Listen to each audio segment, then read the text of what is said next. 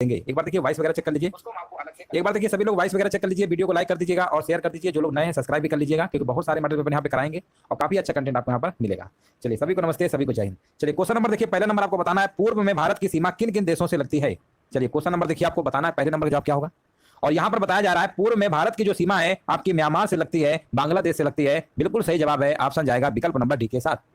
हमने कहा अगर बताइए पश्चिम में बताइए, तो पश्चिम में आप कहेंगे पाकिस्तान, और उत्तर पश्चिम में अफगानिस्तान से लगती है, और उत्तर में चीन और नेपाल से लगती है। याद रखिएगा। अगला प्रश्न बताइए। नेक्स्ट प्रश्न देखिए पूछा गया है क्वेश्चन नंबर सेकंड नंबर। यहां पर देखिए आपको बताना है भारत में कितने राज्य और केंद्र शासित प्रदेश उत्तर प्रदेश के सीमावर्ती हैं। चलिए यहां पर देखिए आपको जवाब देना है, भारत में कितने राज्य और केंद्र शासित प्रदेश उत्तर प्रदेश के सीमावर्ती हैं। तो राज्यों की बात करते हैं तो 8 हैं, और केंद्र शासित प्रदेश आपका दिल्ली है। टोटल मिला देंगे कितना आएगा, 9। विकल्प नंबर जाएगा ऑप्शन नंबर सी के साथ। अगला प्रश्न बताइए। क्वेश्चन नंबर देखिए 3 नंबर आपसे पूछा गया, निम्नलिखित में से कौन सा केंद्र शासित प्रदेश जम्मू और कश्मीर का लोक नृत्य नहीं है। कौन सा केंद्र शासित प्रदेश जो आपका जम्मू और कश्मीर का लोक नृत्य नहीं है। क्वेश्चन नंबर 3 नंबर जवाब देना है, तो आप कहेंगे हफीजा है, रऊफ है, धूमल है, लेकिन डांगी नहीं है। क्वेश्चन नंबर 3 नंबर का जवाब यहां पर क्या होगा, राइट आंसर आपका विकल्प नंबर डी नंबर आपका हो जाएगा। तो फिर है कहां का, अगर ये जम्मू कश्मीर का नहीं है तो दोस्तों याद रखिएगा हिमाचल प्रदेश का है। कहां का है, हिमाचल प्रदेश का है। आंसर जाएगा विकल्प नंबर डी नंबर के साथ। नेक्स्ट प्रश्न बताइए। क्वेश्चन नंबर देखिए 4 नंबर आपसे पूछा गया, निम्नलिखित में से किस विषय पर नोबेल पुरस्कार नहीं दिया जाता है।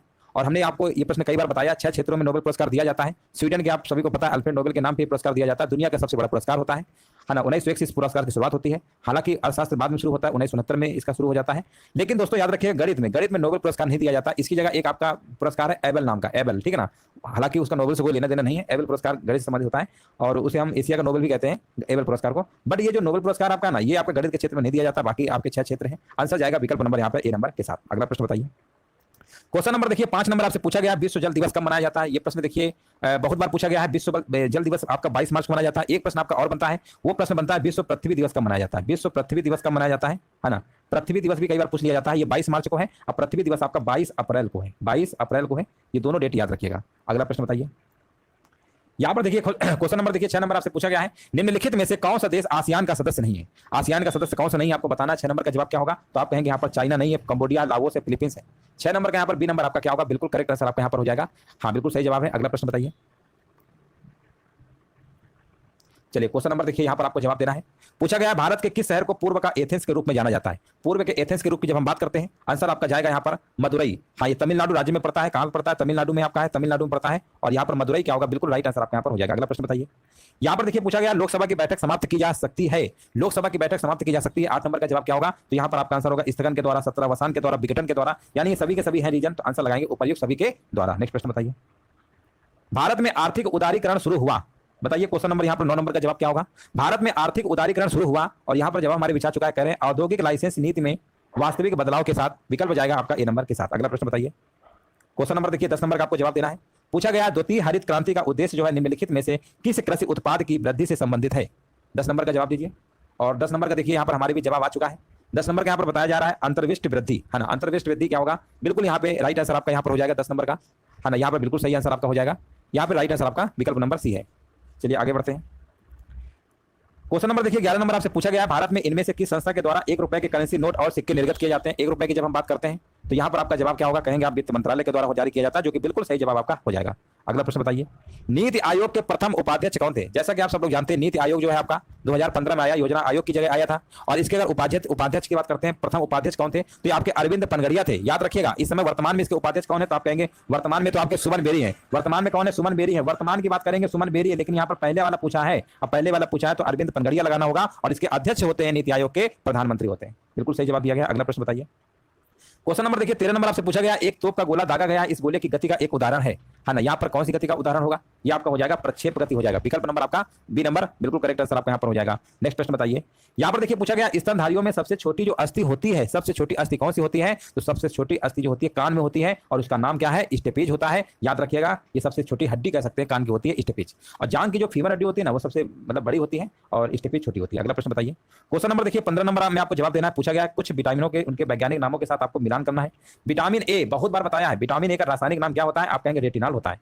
फिर बताइए विटामिन ई का क्या होता है, विटामिन ई का दोस्तों होता है टोकोफेरॉल होता है। विटामिन सी बहुत बार बता चुके हैं, एस्कॉर्बिक एसिड होता है, एस्कॉर्बिक एसिड। और विटामिन डी आपका हो गया कोलिकैलिसफेरॉल, यानी यहाँ पर मैचिंग आपका हो चुका है। और 15 नंबर का यहाँ पर बता रहे हैं, पहले ही विकल्प आपका राइट आंसर होगा सी, बी, ए और डी। बिल्कुल सही जवाब दिया गया है। अगला प्रश्न बताइए। देखिए ये जो प्रश्न आपका 16 नंबर है, ये भी बहुत बार एग्जाम में पूछा जा चुका है। गन मेटल किस मिश्र धातु से निर्मित है? गन मेटल जो है किस मिश्र धातु से निर्मित है? 16 नंबर बताइए। और 16 नंबर के यहाँ पर बताया जा रहा है कॉपर, टिन।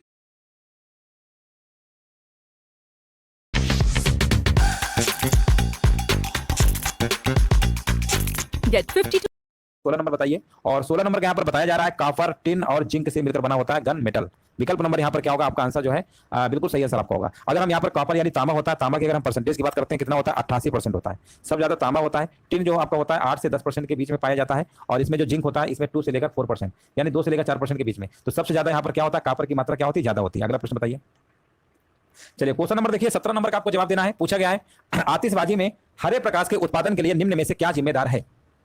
आतिशबाजी में आपको बताना है में हरे प्रकाश के उत्पादन के लिए क्या जिम्मेदार है? तो आप कहेंगे इसमें जिम्मेदार जो है आपका वो आपका बेरियम है। बेरियम का फार्मूला जानते हैं सभी लोग, बी होता है, बी और ए बेरियम का प्रतीक होता है। अगला प्रश्न बताइए। भारतीय संविधान का आर्टिकल नंबर 24 कहता है कारखानों आदि में बच्चों के रोजगार पर निषेध संबंधित है। यानी आप 14 यहाँ पर क्या होगा? आर्टिकल नंबर 24 कहता है ना कारखानों में, तो कारखानों में जो आपका है बताइए 14 वर्ष से अगर आप कम आयु के बच्चे हैं, बालक हैं, किसी कारखाने में आपको बिल्कुल नहीं किया जाएगा, निषेध है कार्य से। तो ये क्या है बताइए? ये आपका क्या है? ये आपका मूल अधिकार है। और मूल अधिकार आप जानते ही हैं आर्टिकल नंबर 12 से 35 में आपका आता है। हमने पूछा बताइए कौन से भाग में होता है? भाग नंबर 3 में होता है मौलिक अधिकार। कौन से देश से लिया गया? यूएसए से लिया गया है। कई सारे प्रश्न आपके बन सकते हैं। अगला प्रश्न बताइए 19 नंबर का जवाब देना है। लिखा हुआ है भारतीय संविधान का अनुच्छेद 43 का एक उद्योगों के प्रबंधन में श्रमिकों की भागीदारी किससे संबंधित है? 19 नंबर का जवाब देना है। और यहाँ पर आपका जवाब हो जाएगा, देखो 43 से आया ना, अब आप समझ गए होंगे। तो आर्टिकल नंबर 36 से 51 वाले में आ रहा है। और 36 से 51 आपका है भाग नंबर 4 है। भाग नंबर 4 में क्या बताया गया? राज्य के नीति निर्देशक सिद्धांत बताए गए हैं। कौन से देश से लिया गया? आयरलैंड से लिया गया। कौन से देश से लिया गया सिद्धांत? ये आयरलैंड से लिया गया है। चलिए आगे बढ़ते हैं।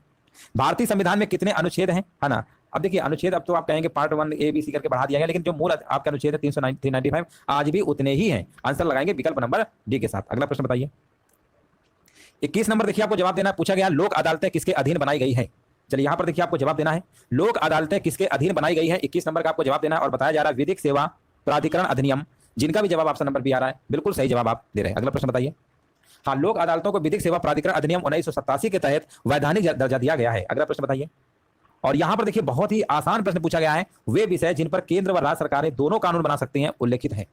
ये कौन सा है? आप कहेंगे समवर्ती सूची। देखिए यहां पर संघ सूची में तो केंद्र बनाती है, राज्य में राज्य बनाती है, लेकिन समवर्ती में दोनों बना सकते हैं। आंसर क्या होगा? सी नंबर वाला बिल्कुल करेक्ट आंसर आपका यहां पर हो जाएगा। अगला प्रश्न बताइए जय हिंद का नारा किसने दिया था? जय हिंद का नारा जो दिया गया था सुभाष चंद्र बोस जी के द्वारा दिया गया था। 23 नंबर का आपका ऑप्शन नंबर बी नंबर बिल्कुल करेक्ट आंसर आपका यहां पर हो जाएगा। अगला प्रश्न बताइए भारतीय स्वतंत्रता के समय भारतीय राष्ट्रीय कांग्रेस के अध्यक्ष कौन थे? ये प्रश्न बहुत बार पूछा जाता है, कई बार प्रश्न पूछा गया है ना। भारतीय राष्ट्रीय कांग्रेस के उस समय अध्यक्ष कौन थे? देखिए 1885 में भारतीय राष्ट्रीय कांग्रेस की स्थापना आपकी बॉम्बे में होती है, सभी को पता होगा इसके बारे में, है ना। लेकिन और ए होम के द्वारा स्थापना की गई थी। डब्ल्यूसी बनर्जी इसके प्रथम अध्यक्ष थे। लेकिन यहां पर आपको पूछा गया भारतीय स्वतंत्रता के समय भारतीय राष्ट्रीय कांग्रेस के अध्यक्ष कौन थे? 24 नंबर का जवाब क्या होगा? और 24 का जवाब हमारे बीच आ चुका है, कह रहे हैं जेबी कृपलानी। अब देखो एक प्रश्न इसी का दूसरे तरीके से पूछा जाता है। पूछेंगे जब देश आजाद हुआ था तो उस समय भारतीय राष्ट्रीय कांग्रेस के अध्यक्ष कौन थे? तो कौन थे? जेबी कृपलानी थे। ऐसे भी प्रश्न आपका पूछ लिया जाता है। महात्मा गांधी ने 1930 में सविनय अवज्ञा आंदोलन का जो प्रारंभ है कहां से किया था? प्रारंभ किया था। 25 नंबर का आपको जवाब देना है। और यहां पर आपका आंसर क्या होगा बताइए? 25 नंबर का यहाँ पर डांडी बता रहे हैं, बिल्कुल सही जवाब है। देखिए महात्मा गांधी 12 मार्च 1930, 12 मार्च यहाँ पे लिख दे रहे हैं। 12 मार्च 1930 को सभी को पता है। 1930 को क्या हुआ था? साबरमती आश्रम से, है ना, यहाँ पर आपकी जो 390 किलोमीटर की यात्रा थी आपकी, है ना। और ये 6 अप्रैल 1930 को यहाँ पर नमक कानून भंग करके सविनय अवज्ञा आंदोलन आपका प्रारंभ कर दिया जाता है। तो प्रारंभ आपका कहाँ से? डांडी से था। अगला प्रश्न बताइए निम्न में से किसके अंतर्गत भारत में सर्वप्रथम सर्वोच्च न्यायालय की स्थापना हुई थी? प्रश्न बहुत बार करा चुके हैं। रेगुलेटिंग एक्ट आपका है 1773 के द्वारा कलकत्ता में एक सर्वोच्च न्यायालय की स्थापना आपकी की गई थी, याद रखिएगा। विकल्प आपका ए नंबर राइट आंसर आपका यहाँ पर होगा। इंकलाब का जिंदाबाद, इंकलाब जिंदाबाद के नारा किसने दिया था? इंकलाब जिंदाबाद का नारा जो दिया गया था आपका, ये प्रश्न बहुत बार पूछा गया है। और याद रखिएगा मौलवी हसरत मोहानी, ये प्रश्न बहुत बार पूछा गया है। आंसर यहाँ पर क्या होगा? हाँ 27 नंबर। देखिए इंकलाब जिंदाबाद का जो नारा था ये आपका मौलवी हसरत मोहानी द्वारा लिखा गया था, है ना, लिखा गया था। और ये इन्होंने लिखा था। और इसको जो आपका दिया गया था जो आपका ये भगत सिंह होगा, है ना। 27 नंबर का क्या होगा? 27 नंबर का सी नंबर लगाएंगे, ठीक है ना, सी नंबर होगा। चलिए भगत सिंह बिल्कुल सही जवाब है। हाँ, नारा दिया गया था और लिखा गया था आपका मौलवी हसरत मोहानी के द्वारा। ये कई बार पूछा भी गया किसी द्वारा लिखा गया था। अगला प्रश्न बताइए इनमें से कौन सा वेद सबसे पुराना है? सबसे वेद पुराने की जब हम बात करेंगे ऋग्वेद है। और देखिए वेदात्रयी प्रश्न एक बार हमने कराया था कि वेदात्रयी कौन कौन से वेद कहते हैं? तो ऋग्वेद कहते हैं, यजुर्वेद कहते हैं, सामवेद, सामवेद में संगीत वगैरह आपको देखने को मिलता है। अथर्ववेद आपका वेदात्रयी में काउंट नहीं होता है। वेदात्रयी में सिर्फ 3 ही वेद हैं आपके, ऋग, साम और यजुर्वेद। अगला प्रश्न बताइए ब्रिटिश प्रशासन के दौरान निम्नलिखित में से किस गवर्नर जनरल ने हड़प नीति अपनाया था? चलिए यहाँ पर देखिए आपको जवाब देना है। हड़प नीति वाला बताइए 29 का जवाब क्या होगा?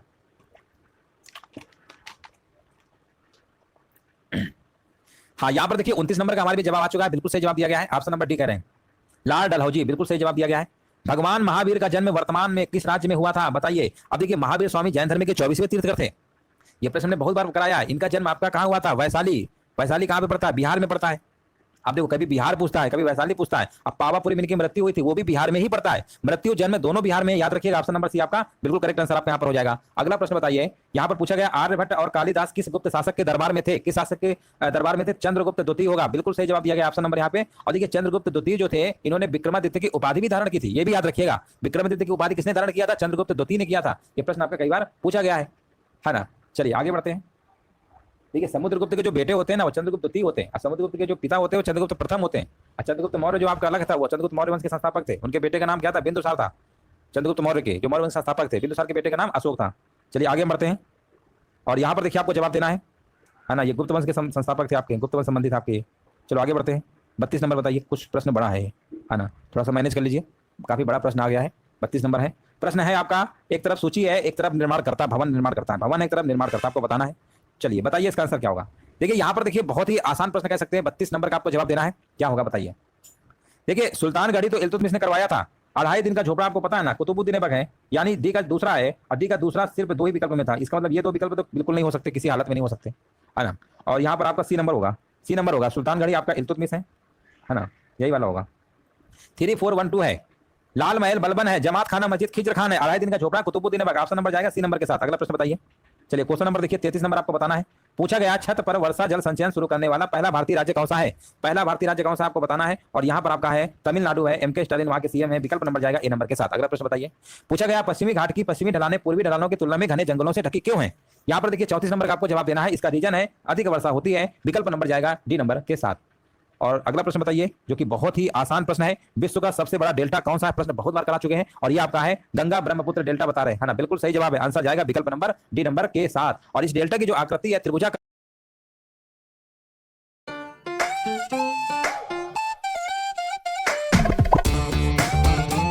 और इस डेल्टा की जो आकृति है त्रिभुजाकार है, इसे हम सुंदरबन डेल्टा भी कहते हैं। अगला प्रश्न बताइए। 36 नंबर में आपसे पूछा गया निम्नलिखित में से किस दर्रे को जम्मू और श्रीनगर को जोड़ने वाले गेटवे के रूप में जाना जाता है? और कौन सा है? आंसर होगा बताइए बनिहाल दर्रे बता रहे हैं, बिल्कुल सही है, बनिहाल दर्रा होगा। आंसर जाएगा डी नंबर के साथ, बिल्कुल सही जवाब दिया गया। अगला प्रश्न बताइए। वर्ष 2022 में यूरेनियम का सबसे बड़ा उत्पादक कौन सा देश है? चलिए 2022 में पूछा गया है।